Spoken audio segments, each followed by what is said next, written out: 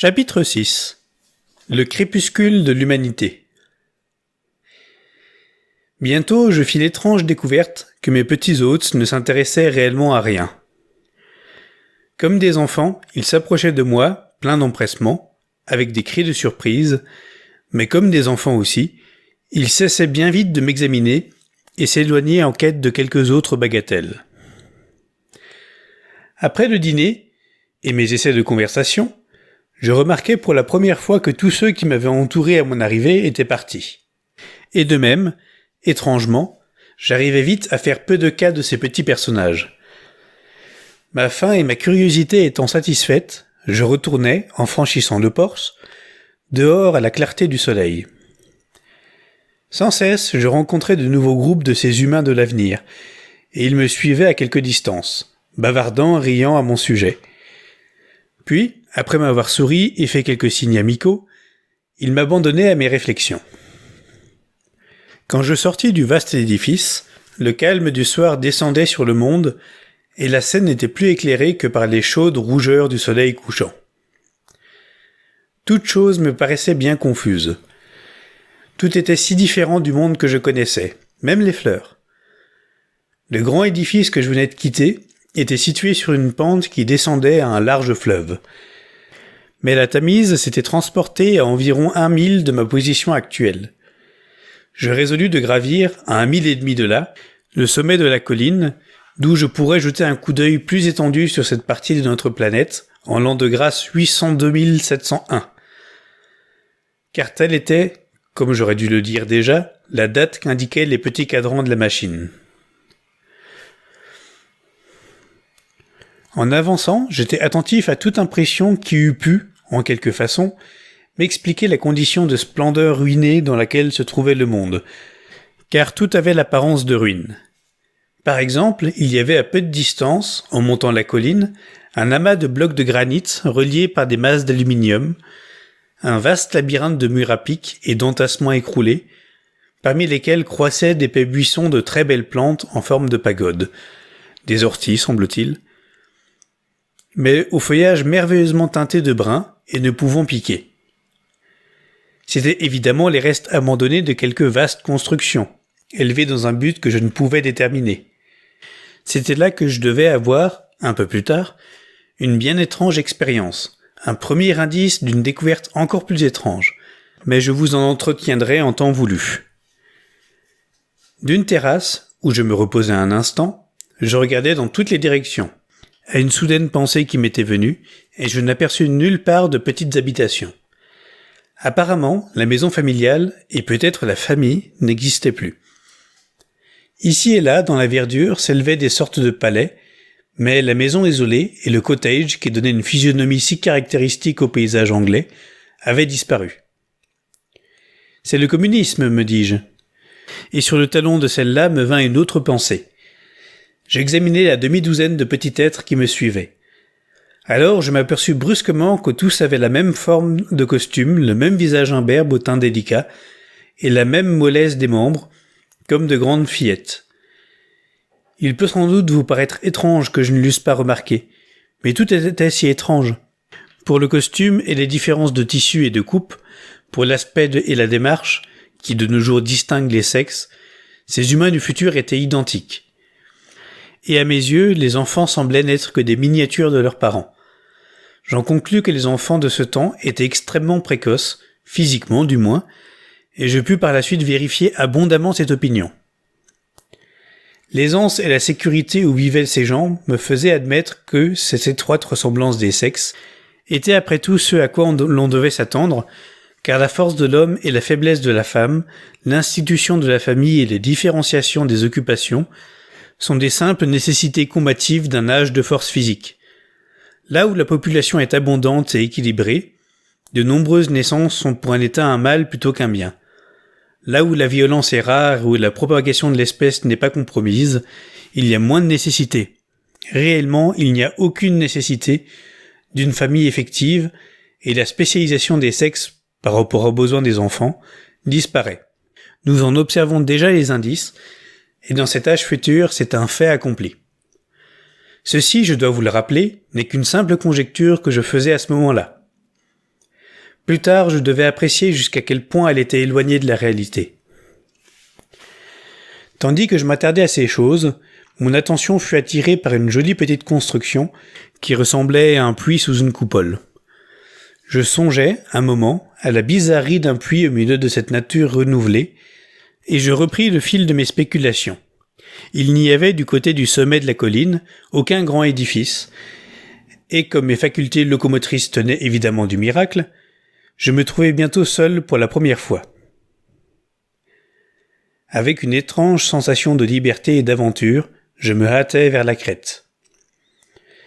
Je trouvais là un siège fait d'un métal jaune que je ne reconnus pas, et corrodé par places d'une sorte de rouille rosâtre, à demi recouverte de mousse molle. Les bras modelés et polis représentaient des têtes de griffons. Je m'assis et contemplais le spectacle de notre vieux monde au soleil couchant de ce long jour. C'était un des plus beaux et agréables spectacles que j'ai jamais vus. Le soleil avait déjà franchi l'horizon, et l'ouest était d'or en flammes, avec des barres horizontales de pourpre et d'écarlate. Au-dessus était la vallée de la Tamise, dans laquelle le fleuve s'étendait comme une bande d'acier poli. J'avais déjà parlé des grands palais qui pointillaient de blanc les verdures variées, quelques-uns en ruine et quelques autres encore occupés. Ici et là s'élevaient quelques formes blanches ou argentées, dans le jardin désolé de la terre. Ici et là survenait la dure ligne verticale de quelques monuments à coupole ou quelques obélisques. Nulle haie, nul signe de propriété, nulle apparence d'agriculture. La terre entière était devenue un jardin. Observant tous ces faits, je commençai à les coordonner, et voici, sous la forme qu'elle prit ce soir-là, quel fut le sens de mon interprétation. Par la suite, je m'aperçus que je n'avais trouvé qu'une demi-vérité, et n'avais même entrevu qu'une facette de la vérité. Je croyais être parvenu à l'époque du déclin du monde. Le crépuscule rougeâtre m'évoqua le crépuscule de l'humanité. Pour la première fois, je commençais à concevoir une conséquence bizarre de l'effort social où nous sommes actuellement engagés. Et cependant, remarquez-le, c'est une conséquence assez logique. La force est le produit de la nécessité. La sécurité entretient et encourage la faiblesse. L'œuvre d'amélioration des conditions de l'existence, le vrai progrès civilisant, qui assure de plus en plus le confort et diminue l'inquiétude de la vie, était tranquillement arrivé à son point culminant. Les triomphes de l'humanité unie sur la nature s'étaient succédés sans cesse. Des choses qui ne sont, à notre époque, que des rêves, étaient devenues des réalités. Et ce que je voyais en étaient les fruits. Après tout, l'activité d'aujourd'hui, les conditions sanitaires et l'agriculture en sont encore à l'âge rudimentaire. La science de notre époque ne s'est attaquée qu'à un minuscule secteur du champ des maladies humaines. Mais malgré cela, elle étend ses opérations d'une allure ferme et persistante. Notre agriculture et notre horticulture détruisent à peine une mauvaise herbe ici et là, et cultivent peut-être une vingtaine de plantes saines, laissant les plus nombreuses compenser, comme elles le peuvent, les mauvaises.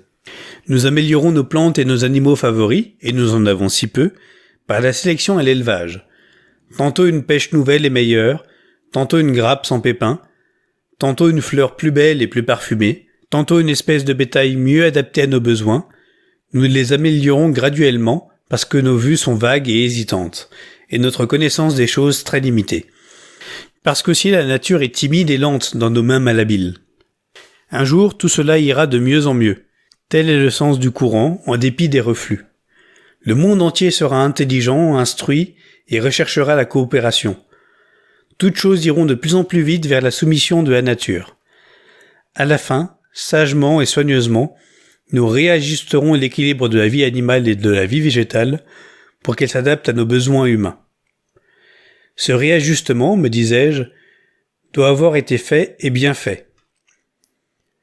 Fait, à vrai dire, une fois pour toutes, dans l'espace du temps à travers laquelle ma machine avait bondi.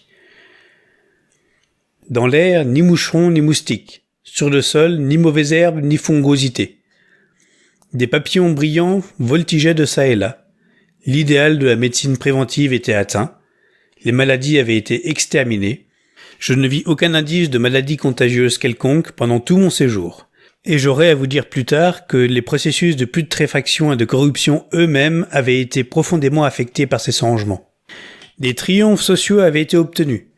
Je voyais l'humanité hébergée en de splendides asiles, somptueusement vêtus, et jusqu'ici, je n'avais trouvé personne qui fût occupé à un labeur quelconque. Nul signe, nulle part, de lutte, de contestation sociale ou économique. La boutique, la réclame, le trafic, tout le commerce qui constitue la vie de notre monde n'existait plus. Il était naturel que par cette soirée resplendissante, je saisisse avec empressement l'idée d'un paradis social. La difficulté que crée l'accroissement trop rapide de la population avait été surmontée et la population avait cessé de s'accroître. Mais avec ces changements de conditions viennent inévitablement des adaptations à ce changement, et à moins que la science biologique ne soit qu'un amas d'erreurs, quelles sont les causes de la vigueur et de l'intelligence humaine? Les difficultés et la liberté, conditions sous lesquelles les individus actifs, vigoureux et souples, survivent et les plus faibles succombent. Conditions qui favorisent et récompensent l'alliance loyale des gens capables, l'empire sur soi-même, la patience, la décision. L'institution de la famille et les émotions qui en résultent, la jalousie féroce, la tendresse envers la progéniture, le dévouement du père et de la mère, tout cela trouve sa justification et son appui dans les dangers qui menacent les jeunes. Maintenant, où sont ces dangers? Un sentiment nouveau s'élève contre la jalousie conjugale, contre la maternité farouche, contre les passions de toutes sortes, choses maintenant inutiles, qui nous entravent, survivance sauvage et discordante, dans une vie agréable et raffinée. Je songeais à la délicatesse physique de ces gens, à leur manque d'intelligence, à ces ruines énormes et nombreuses, et cela confirma mon opinion d'une conquête parfaite de la nature. Car après la lutte vient la quiétude. L'humanité avait été forte, énergique et intelligente, et avait employé toute son abondante vitalité à transformer les conditions dans lesquelles elle vivait. Et maintenant, les conditions nouvelles réagissaient à leur tour sur l'humanité. Dans cette sécurité et ce confort parfait, l'incessante énergie qui est notre force doit devenir faiblesse. Dans notre temps même, certains désirs et tendances, autrefois nécessaires à la survivance, sont des sources constantes de défaillance. Le courage physique et l'amour des combats, par exemple, ne sont pas à l'homme civilisé de grand secours, et peuvent même lui être obstacles. Dans un état d'équilibre physique et de sécurité, la puissance intellectuelle, aussi bien que physique, serait déplacée. J'en conclus que, pendant d'innombrables années, il n'y avait eu aucun danger de guerre ou de violence isolée, aucun danger de bêtes sauvages, aucune épidémie, qui ait requis de vigoureuses constitutions ou un besoin quelconque d'activité. Pour une telle vie, ce que nous appellerions les faibles sont aussi bien équipés que les forts, et de fait, ils ne sont plus faibles. Et même mieux équipés, car les forts seraient tourmentés par un trop-plein d'énergie. Nul doute que l'exquise beauté des édifices que je voyais ne fut le résultat des derniers efforts de l'énergie maintenant sans objet de l'humanité, avant qu'elle n'ait atteint sa parfaite harmonie avec les conditions dans lesquelles elle vivait. L'épanouissement de ce triomphe qui fut le commencement de l'ultime et de la grande paix. Ce fut toujours là le sort de l'énergie en sécurité. Elle se porte vers l'art et vers l'érotisme, et viennent ensuite la langueur et la décadence. Cette impulsion artistique elle-même doit à la fin s'affaiblir et disparaître. Elle avait presque disparu à l'époque où j'étais. S'orner de fleurs, chanter et danser au soleil, c'était tout ce qu'il restait de l'esprit artistique. Rien de plus. Même cela devait à la fin faire place à une oisiveté satisfaite.